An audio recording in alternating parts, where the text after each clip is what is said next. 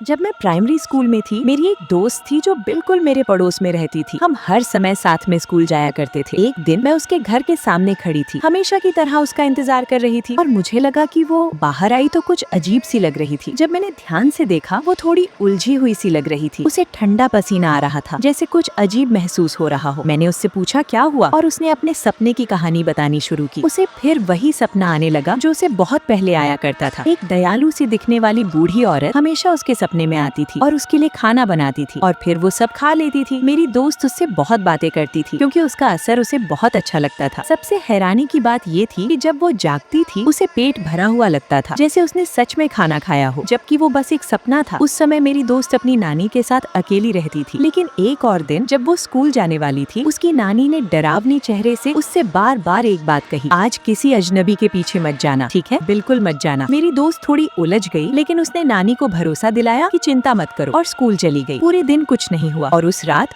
वो सो गई और बूढ़ी औरत फिर से उसके सपने में आई और उसके लिए खाना बनाया। वो खाना खा रही थी, तभी अचानक उस औरत ने उसे कहीं चलने को कहा। उसने उसका हाथ पकड़ा और उसके साथ चलने लगी, बिना सोचे समझे। लेकिन फिर उसे याद आया जो उसकी नानी ने सुबह कहा था, तो उसने हाथ छोड़ दिया और जाने से मना कर दिया। तभी उसने देखा उसका चेहरा डरावना हो गया। अचानक बूढ़ी औरत ने उसकी गर्दन के पीछे पकड़ लिया और उसे कहीं घसीटने लगी। चाहे वो जितनी कोशिश करती, वो छूट नहीं पा रही थी। डर से कांपते हुए उसे एक और बात याद आई जो नानी ने सुबह कही थी, अगर कोई तुम्हें सपने में घसीटे तो घबराना मत, बस अपना सिर कहीं जोर से मार देना, जैसे दीवार या खंभे से, तब तुम जाग जाओगी, समझी? मेरी दोस्त को ये बात याद आई। उसने सामने एक पेड़ देखा और सिर मारने की कोशिश की, लेकिन अचानक बूढ़ी औरत हंसी और उसका सिर खींच लिया। किसने तुम्हें ये सिखाया? वो समझ गई, तुम्हारी नानी ने, इसलिए वो जाग नहीं पाई और घसीटी जा रही थी। तभी उसकी नजर उस औरत की छड़ी पर पड़ी। उसी पल उसने पूरी ताकत से अपना सिर उस छड़ी से टकरा दिया और आखिरकार जाग गई। उसकी बात सुनकर मेरे रोंगटे खड़े हो गए। वैसे भी सुबह हो चुकी थी। मेरी दोस्त पूरे दिन खोई हुई रही और अगले दिन स्कूल नहीं आई। मैं चिंतित हो गई तो उसके घर गई, लेकिन दरवाजा नहीं खुला और उसने फोन भी नहीं उठाया। एक महीने बाद